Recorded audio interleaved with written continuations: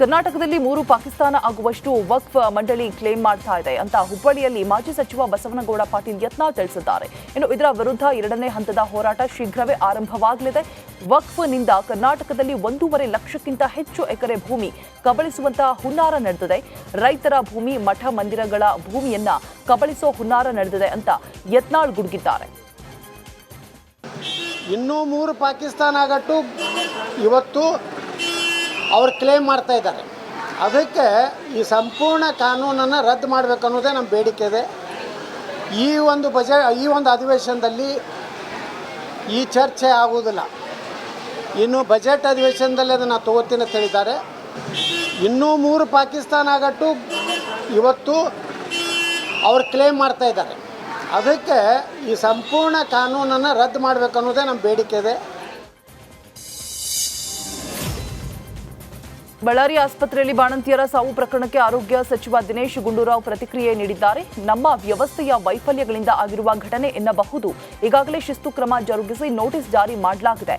ಪಶ್ಚಿಮ ಬಂಗಾಳದ ತಯಾರಿಕಾ ಘಟಕಕ್ಕೆ ನಮ್ಮ ಅಧಿಕಾರಿಗಳು ಭೇಟಿ ನೀಡಿದ್ದಾರೆ.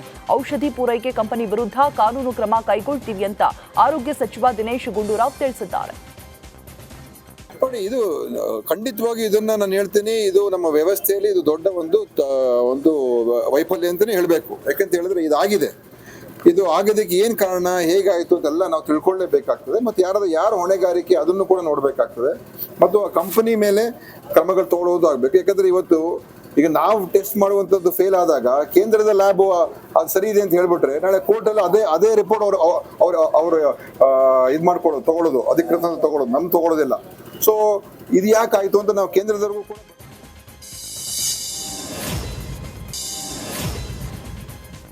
ಹೊಸ ಬ್ರಿಗೇಡ್ ಸೃಷ್ಟಿಯಾಗಿದ್ದು ಅದಕ್ಕೆ ಕ್ರಾಂತಿವೀರ ಬ್ರಿಗೇಡ್ ಅಂತ ನಾಮಕರಣ ಮಾಡಲಾಗಿದೆ. ಸಾಧು ಸಂತರು ಸೇರಿ ನಾಮಕರಣ ಮಾಡಿದ್ದಾರೆ.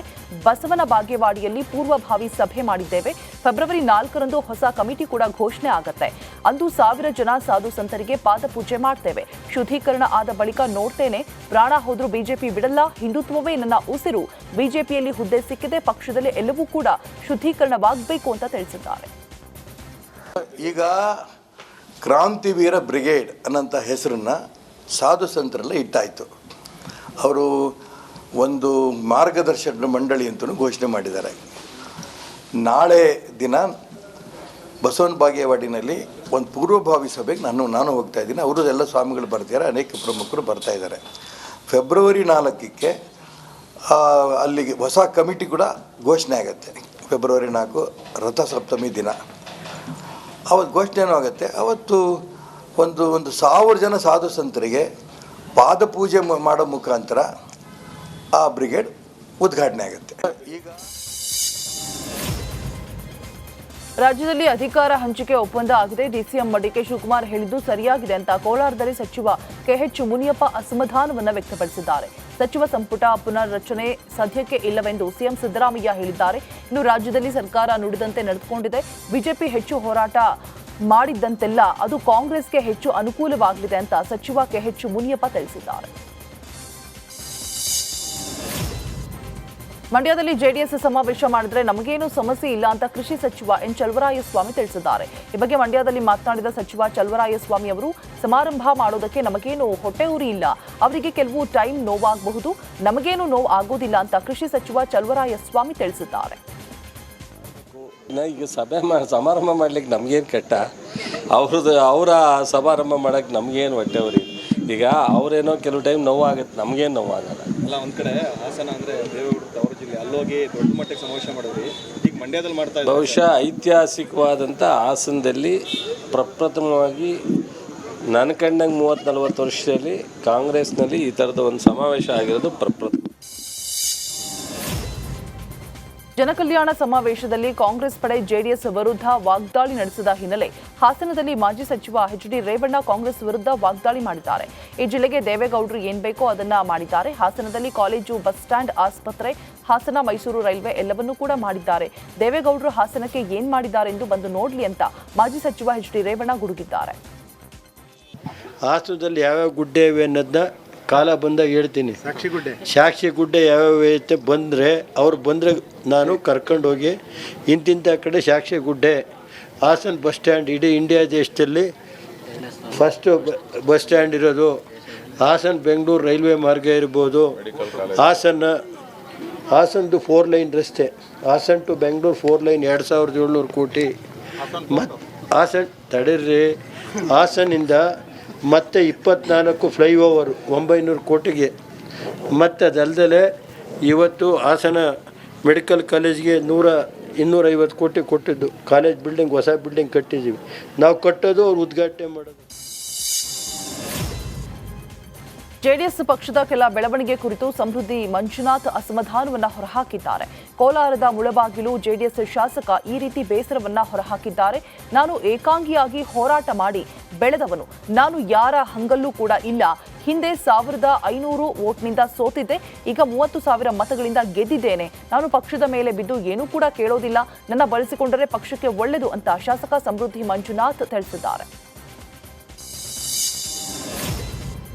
ಬಿಜೆಪಿ ರಾಷ್ಟ್ರೀಯ ಅಧ್ಯಕ್ಷರಾದ ಶ್ರೀ ಜೆಪಿ ನಡ್ಡಾ ಅವರನ್ನ ನವದೆಹಲಿಯಲ್ಲಿ ಮಾಜಿ ಸಿಎಂ ಬಸವರಾಜ ಬೊಮ್ಮಾಯಿ ಭೇಟಿಯಾಗಿದ್ದಾರೆ. ಭೇಟಿಯಾಗಿ ಜೆಪಿ ನಡ್ಡಾ ಅವರಿಗೆ ಜನ್ಮದಿನದ ಶುಭಾಶಯವನ್ನ ಕೋರಿದ್ದಾರೆ. ಇನ್ನು ಬಸವರಾಜ ಬೊಮ್ಮಾಯಿ ಅವರ ಜೊತೆಗೆ ಚಿಕ್ಕಬಳ್ಳಾಪುರ ಸಂಸದ ಡಾಕ್ಟರ್ ಕೆ ಸುಧಾಕರ್ ಹಾಗೆ ತುಮಕೂರು ಸಂಸದ ವಿ ಸೋಮಣ್ಣ ಕೂಡ ಉಪಸ್ಥಿತರಿದ್ದರು. ಬಳ್ಳಾರಿಯಲ್ಲಿ ಬಾಣಂತಿಯರ ಸರಣಿ ಸಾವಿನ ಬಳಿಕ ಇದೀಗ ಆರೋಗ್ಯ ಸಚಿವ ದಿನೇಶ್ ಗುಂಡೂರಾವ್ ಇಂದು ಬಳ್ಳಾರಿಗೆ ಭೇಟಿ ನೀಡಲಿದ್ದಾರೆ. ಇನ್ನು ಬಾಣಂತಿಯರ ಸರಣಿ ಸಾವಿನ ಬಳಿಕ ಬೇರೆ ಆಸ್ಪತ್ರೆಗಳು ಸಹ ಅಲರ್ಟ್ ಆಗಿದೆ. ಆಸ್ಪತ್ರೆಯಲ್ಲಿನ ಔಷಧಿಯ ಸ್ಯಾಂಪಲ್ಗಳನ್ನು ಬೆಂಗಳೂರಿಗೆ ರವಾನಿಸಿದ್ದಾರೆ.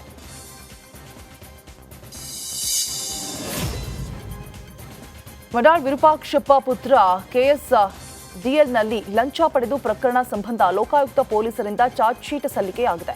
ಲೋಕಾಯುಕ್ತ ವಿಶೇಷ ನ್ಯಾಯಾಲಯಕ್ಕೆ ಚಾರ್ಜ್ ಶೀಟ್ ಸಲ್ಲಿಕೆಯಾಗಿದೆ. ಇನ್ನು ಮಡಾಳ್ ವಿರೂಪಾಕ್ಷಪ್ಪ ಪುತ್ರ ಪ್ರಶಾಂತ್ ವಿರುದ್ಧ ಸಾಕ್ಷ್ಯಗಳು ಕೂಡ ಲಭ್ಯ ಅಂತ ಚಾರ್ಜ್ ಶೀಟ್ನಲ್ಲಿ ಲೋಕಾಯುಕ್ತ ಪೊಲೀಸರು ಉಲ್ಲೇಖವನ್ನು ಮಾಡಿದ್ದಾರೆ.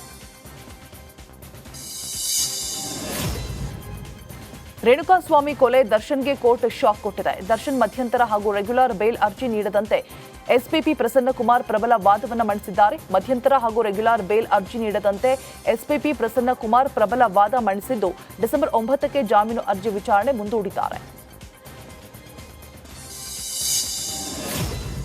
ಸಿಲಿಕಾನ್ ಸಿಟಿಯ ರಸ್ತೆ ಗುಂಡಿ ಮುಚ್ಚೋದಕ್ಕೆ ಮತ್ತೆ ತೆರಿಗೆ ಹಣ ಟೆಂಡರ್ ಕರೆಯಲಾಗಿದೆ. ನಗರದ ರಸ್ತೆ ಗುಂಡಿ ಮುಚ್ಚೋದಕ್ಕೆ ಬಿಬಿಎಂಪಿ 694 ಕೋಟಿ ಟೆಂಡರ್ ಕರೆದಿದೆ. ಕಳೆದ 2 ವರ್ಷದಲ್ಲಿ ಸುಮಾರು 1200 ಕೋಟಿ ಹಣ ಬಿಡುಗಡೆ ಆಗಿತ್ತು. ಆದರೆ ನಗರದ ರಸ್ತೆ ಗುಂಡಿಗಳಿಗೆ ಮಾತ್ರ ಮುಕ್ತಿ ಸಿಕ್ಕಿರಲಿಲ್ಲ.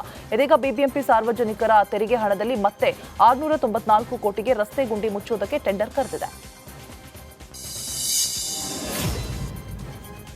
ಹಾವೇರಿ ಗದಗ ಲೋಕಸಭಾ ಕ್ಷೇತ್ರದ ಸಂಸದ ಬಸವರಾಜ ಬೊಮ್ಮಾಯಿ ಜನಸಂಪರ್ಕ ಕಾರ್ಯಾಲಯ ಉದ್ಘಾಟನೆ ಮಾಡಿದ್ದಾರೆ. ಹಾವೇರಿ ತಾಲೂಕು ಪಂಚಾಯಿತಿ ಕಚೇರಿ ಬಳಿ ಹುಕ್ಕೇರಿ ಮಠದ ಸದಾಶಿವಸ್ವಾಮಿಗಳಿಂದ ಉದ್ಘಾಟನೆ ಮಾಡಲಾಯಿತು. ಇನ್ನು ಈ ವೇಳೆ ರಾಜ್ಯ ಸರ್ಕಾರದ ವಿರುದ್ಧ ಕಿಡಿಕಾರಿದ ಬೊಮ್ಮಾಯಿ ರಾಜ್ಯದ ಆರೋಗ್ಯದ ಇಲಾಖೆ ಐಸಿಯುದಲ್ಲಿದೆ, ಆರೋಗ್ಯ ಇಲಾಖೆಗೆ ಸರ್ಜರಿ ಮಾಡೋ ಅವಶ್ಯಕತೆ ಇದೆ ಅಂತ ಕಿಡಿಕಾರಿದ್ದಾರೆ. ಇವತ್ತು ಅವನು ನಿಲ್ಸಕ್ಕೆ ಸಾಧ್ಯ ಆಗಿಲ್ಲ.